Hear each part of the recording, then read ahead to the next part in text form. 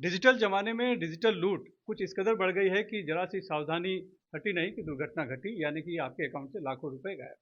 मुंबई की cyber crime cell ने ऐसे ही एक साइबर ठगों को पकड़ा है, जो कि खुद बहुत पढ़े लिखे, यानी कि किसी ने एमबीए की है, किसी ने एमसीए, कोई इंजीनियर है, तो किसी ने आईआईटी में पढ़ाई की है। लेकिन वो अपनी बुद्धि या अपनी पढ़ाई का इस्तेमाल अच्छे काम के लिए न करके साइबर ठगी को अंजाम देने में कर रहे थे, और बाकायदा बिल्कुल कॉर्पोरेट स्टाइल में। कैसे कर रहे थे, ये जानने के लिए हम बात करेंगे। हमारे साथ हैं साइबर पुलिस के डीसीपी बाल सिंह राजपूत जी। सर, जो गिरोह आपने पर्दाफाश किया उसमें बहुत पढ़े लिखे हैं, तो ये क्या किस तरह से अंजाम दे रहे थे और कैसे आपकी नज़र में आया? तो ये जो गिरोह है, ये जो लोग रिच है, जिनके पास में अच्छी गाड़ियाँ हैं या ऑनलाइन अच्छे शॉपिंग करते हैं, तो इन्होंने एक डेटाबेस लिया है जहाँ से महंगी वाली जो गाड़ियाँ खरीदते हैं, ऐसे लोगों को वो लोग टारगेट कर रहे थे। तो इनको ये तो पहले एक मोबाइल व्हाट्सएप से लिंक भेज देंगे या फिर ईमेल कर देंगे और बोलेंगे कि आपने ऐसे ऐसे गाड़ी खरीदी है, now you are eligible for Citibank Diners card. तो ये जो डाइनर्स क्लब कार्ड है, बहुत अच्छी फैसिलिटी देने वाला वर्ल्ड रिनाउंड कार्ड होता है। जैसे अमेरिकन एक्सप्रेस का कार्ड होता है, बाकी के भी कार्ड, कोई प्लेटिनम कार्ड, गोल्ड कार्ड, इस टाइप के, जिससे अच्छा क्रेडिट मिलता है, बहुत सारी जगह पे आपको फैसिलिटी मिलती है। तो ये कार्ड वो का झांसा देके वो लोगों को बोलते थे कि ये आपको फ्री में मिल जाएगा और उसके साथ में आपको वेलिंगटन क्लब का भी मेंबरशिप मिल जाएगा।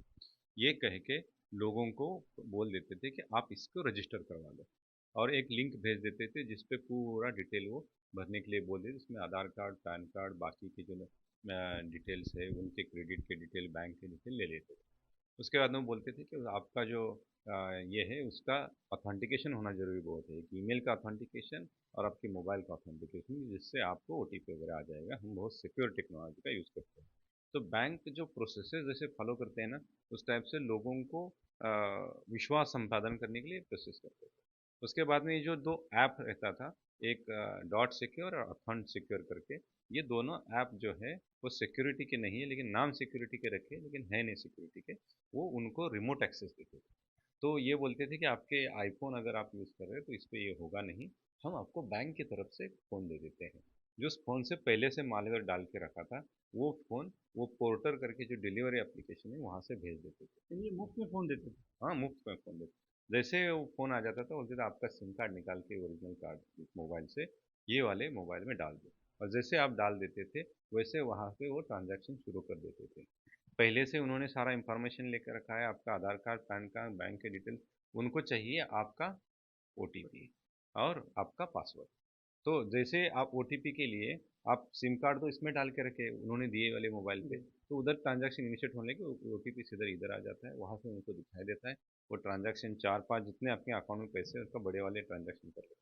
तो ट्रांजैक्शन के लिए उन्होंने चुना था तनिष्क, ये जो ऑनलाइन अच्छा। ज्वेलरी शॉप है, और रिलायंस डिजिटल, जहाँ पे हम हाई वैल्यू ट्रांजैक्शन कर सकते हैं। जैसे ज्वेलरी पे आप 10 लाख, 20 लाख, 25 लाख जी, जी। इजीली एकदम छोटे पैकेट में आ हुँ। जाता है। तो ऐसे ये खरीदी कर लेते थे। उसके बाद में उन्होंने पहले से ही पोर्टर से कुछ डिलीवरी बॉयज़ और इनके गैंग के लोग सेलेक्ट थे, वो जाके वो तनिष्क से डिलीवरी ले लेते थे, और पहले से उनको आधार कार्ड, पैन कार्ड विक्टिम का ही दिया हुआ रहता था।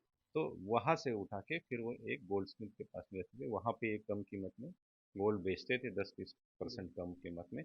वहाँ से कैश उठाते थे और फिर कैश देके इनके गैंग मेंबर के एक फर्जी अकाउंट जी, में डाल देते थे। वहाँ से वो अकाउंट से पैसे अलग-अलग इनके गैंग मेंबर को दे देते थे।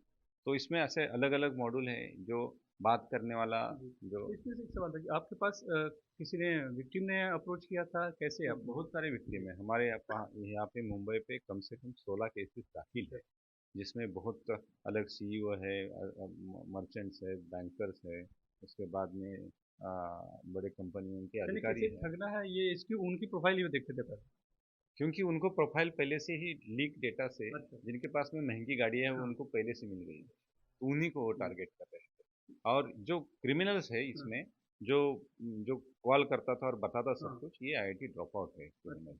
दूसरा जो है जो डिलीवरी लेने के लिए लोगों को तैयार करता था, हुँ। तो मैकेनिकल इंजीनियर। अच्छा, दूसरा एक एक हॉस्पिटैलिटी इंडस्ट्री में होटलिंग अच्छा। का कोर्स किया होना है। एक एमबीए वाला है, एक एमसीए किया है, मास्टर ऑफ कंप्यूटर। एमबीए ऐसे वाले का काम क्या होता था? उसका काम रहता था कि जो मनी है, हम्म, पैसे वो अच्छा। गोल्ड से उनको बेच के फिर लेयरिंग करता था पैसे। यानी जिसकी जो डिग्री है उस हिसाब से उसमें काम बना हाँ, हुआ तो बैठा वो हुआ। उनका उन्होंने गुने करते जी, करते एक्सपर्टाइज हासिल किया जी, था।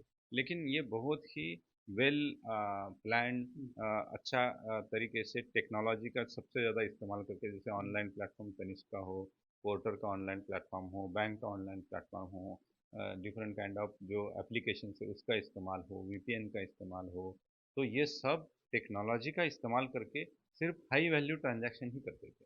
तो ये वाली गैंग ने मुंबई में तो अभी तक 16 गुने दाखिल है, जी, और 16 दाखिल होंगे जिनके एप्लीकेशन पेंडिंग है। ऐसे 32 जो वारदात है जी, वो मुंबई में अकेली हुई है, मुंबई नहीं, मुंबई में। तो और भी जगह पे जैसे बाकी सिटीज़ में भी उन्होंने की है। तो इनका एक टिपिलर रहता था कि एक सिटी को टारगेट करते थे, वहाँ पे लोगों को कॉल करने के लिए एक मोबाइल, वही ईमेल यूज़ करते थे, उसके बाद में दूसरी सिटी को टारगेट करते थे। इस टाइप से ये काम करते थे। इसमें का जो मुख्य आरोपी है, इसको तो 2009 से ये इस टाइप के अच्छा। काम करने में माहिर है, ऐसा पता चल रहा है, क्योंकि 2009 में अहमदाबाद में भी ऐसा एक गुना दाखिल हुआ था वो जिसमें वो अरेस्ट हुए। उसके पास कौन सी डिग्री है? उसी के वो तो आईआईटी ड्रॉप आउट है, अच्छा, वही वही है अच्छा, जो अच्छा, मेन नहीं। कल्प्रिट। ये सब एक ही राज्य के हैं, एक ही जगह के? नहीं नहीं, वो अलग अलग राज्य के, और हमारा पूरा ऑपरेशन भी 6 राज्य में चला। अच्छा, महाराष्ट्र में चला, उसके बाद में तमिलनाडु में चला, अहमदाबाद गुजरात में चला, दिल्ली में चला, उत्तर प्रदेश में और हरियाणा में। ऐसे 6 राज्यों में हमारी टीम थी। एक अक्यूज को हमने हरियाणा से अरेस्ट किया, एक को दिल्ली से अरेस्ट किया है।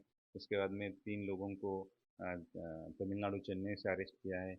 एक अक्यूज को हम लोग डिटेल्स लेने के लिए अहमदाबाद गई थी टीम, और एक जो अक्यूज है उत्तर प्रदेश सीतापुर से, उसको अरेस्ट किया है। ये इतने अलग अलग राज्यों के हैं तो एक प्लेटफॉर्म पे कैसे आए, कैसे मिले? तो ये पहले से एक मेरे को जानते हैं, अच्छा। लेकिन इन्होंने पकड़ा ना जाने के लिए अलग अलग, हम्म, मतलब डिलीवरी चेन्नई में ली, क्राइम मुंबई के लोगों का करेंगे, अहमदाबाद में कुछ लेयरिंग करेंगे, दिल्ली में बैठ के काम करेंगे, क्योंकि इससे ये होता है कि उनको पकड़े जाने के चांसेस बहुत कम तो ये अलग अलग फील्ड के हैं, अलग अलग राज्य के हैं, तो एक दूसरे को कैसे है। जानते थे, नहीं, कैसे मिले उनसे?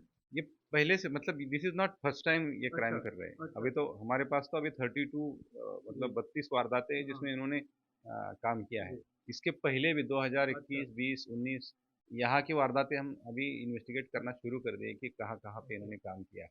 तो ये एक मेक को जानते थे पहले से, और पहले से जानने के बाद में उन्होंने क्राइम करना शुरू कर दिया है इस अभी टाइप तक का। कुछ डाटा मिला है कितने लोगों को ठगा था, कितना अमाउंट अभी हुआ तो होगा, और आपके पास रिकवरी भी कुछ हुई होगी?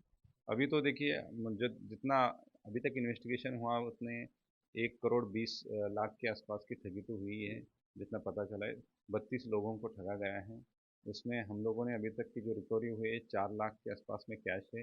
फिर बिटकॉइन में कुछ रिकवरी हुई है, 4700 बिटकॉइन, ये जो या यूएसडीटी कॉइन्स है जो क्रिप्टो करेंसी वाले, उसको भी हमने ये किया है, जब्त किया है। उसके बाद में उनके जो साजो सामान थे, मोबाइल थे, लैपटॉप थे, उनके बाद में वो अलग सिम कार्ड यूज़ करते थे। जैसे इसमें पाया गया है कि उनका एक हरियाणा में सोनीपत में उनका एक डिसाइडेड शॉप था, वहाँ से ही फेक सिम कार्ड वो अच्छा, खरीदते थे। उसको भी हमने अरेस्ट किया। उसने कम से कम अभी तक 1600 सिम कार्ड इसी अच्छा। क्रिमिनल्स को दिए हैं, मतलब इस पूरे गिरोह को दिया है उन्होंने। गिरोह को दिया।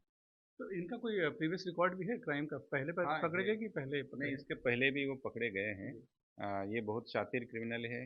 इसमें का मुख्य आरोपी था, एक बार 2009 में अहमदाबाद में पकड़ा गया था, और उसके बाद में सीबीआई ने भी इनके ऊपर कार्रवाई की है कुछ 5-6 साल पहले। तो ये नाम चेंज करके, अपना लोकेशन चेंज जी। करके फिर से एक्टिव हो गए। तो जैसे आपने बताया कि ये डायनस क्लब कार्ड सिटी का इस्तेमाल करते थे, कहते थे तनिष्क का या रिलायंस का या फिर पोर्टर का। तो ऐसे जो प्लेटफॉर्म इस्तेमाल किया उन्होंने, उनमें से भी किसी से मिली भगत है या फिर ये अपने नहीं, हिसाब उसका से करते? उसका इन्वेस्टिगेशन चल रहा है, अच्छा, क्योंकि उनका भी काम है कि उसमें जी, वेरिफिकेशन करे, जी, कौन क्या सर्विसेज ले रहा है उनकी जी, तरफ से, उनकी केवाईसी की जांच हो, उनके ट्रांजैक्शन की जांच हो। ये उन्होंने करना चाहिए था। उनका इन्वॉल्वमेंट है या नहीं है इसके बारे में, जो क्या हो सकता है, कभी कभी लोकल लेवल पे कुछ स्टाफ का जी, इन्वॉल्वमेंट हो सकता है जो इन्फॉर्मेशन बाहर दे, या फिर डेटा जहाँ से लीक हुआ हो, वो भी कंपनियां हम लोग ढूंढ रहे हैं कि जहाँ से किसी जो हाई वैल्यू कस्टमर्स है उनका डेटा लीक हुआ है, तो इनका भी इन्वेस्टिगेशन जारी तो आजकल बहुत साइबर ठगी होती है। लोग कैसे फंस जाते हैं इतनी आसानी से, और इतनी बड़ी अमाउंट चली जा रही है, और जिनके पास पैसे हैं वो एक मोबाइल फ़ोन की लालच में आ जा रहे हैं। नहीं, वो मोबाइल फ़ोन की लालच में नहीं, अभी कार्ड जो है ऐसे ही इतनी इतने अच्छा वाला कार्ड जब लेते हैं, कोई भी बैंक की प्रोसेस होती है या अपन बैंक अकाउंट जी। खोलने जाते हैं, तो भी ये सारे डॉक्यूमेंट्स लगते ही लगते हैं। तो लोग एक ट्रस्ट करके डॉक्यूमेंट्स दे देते हैं, और जो ठगी हो रही है हाई वैल्यू की, वो तो लोग खुद के पैसे नहीं दे रहे, उनकी एक गलती है कि उन्होंने शेयर कर दिया। जी। उनका यूज़र आईडी शेयर कर दिया, उनका क्रेडिट कार्ड और बैंक अकाउंट नंबर शेयर कर दिया, अ, आधार पैन कार्ड शेयर कर दिया, फिर तो क्रिमिनल ही अमाउंट डाल रहा है। तो एक छोटी सी गलती जो है, इंफॉर्मेशन शेयरिंग की हो, ओटीपी शेयर की हो, आइडेंटिटी के डॉक्यूमेंट शेयर करने की हो, या लिंक क्लिक करने की हो, यही गलती कस्टमर करते हैं। हमें ऐसा लगता है कि पुलिस ने, जो सर्विस प्रोवाइड करने वाली कंपनियां हैं, बैंक्स हैं, इन्होंने ज़्यादा से ज़्यादा लोगों का अवेयरनेस करना बहुत ज़रूरी है, क्योंकि लोगों की छोटी सी गलती उनको ज़्यादा जी। पैसे के रूप में महंगी ना पड़ जाए। लेकिन कहीं न कहीं आता है कि कुछ पाने के लालच में लोग फँस जाते हैं। हाँ जी, ये तो है ही, क्योंकि बहुत सारे जो फ्रॉड हम देखते हैं, जैसे जी। इन्वेस्टमेंट के फ्रॉड है, क्रिप्टो करेंसी वाले फ्रॉड है, उसके बाद में जो इंश्योरेंस के फ्रॉड है, इसमें हम पाते हैं कि लोगों को लगता है कि हमें ज़्यादा पैसे जी। मिल जाएंगे, इसी लालच में वो पैसे डालते चले जाते हैं। तो धन्यवाद। जितना डिजिटल जो ज़माना है या फिर डिजिटल पेमेंट है, जितना सहूलियत बढ़ा है, उतना ही खतरनाक भी है, इसलिए बहुत ज़रूरी है कि सावधानी बरतने की और किससे हम क्या सूचना दे रहे हैं, बाँट रहे हैं, वो भी जानने की, वरना पलक झपकते ही हमारा भी अकाउंट कब खाली हो जाएगा, पता नहीं चलता। मुंबई से कैमरामैन अशोक महाडी से सुनील सिंह, एनडीटीवी इंडिया के लिए।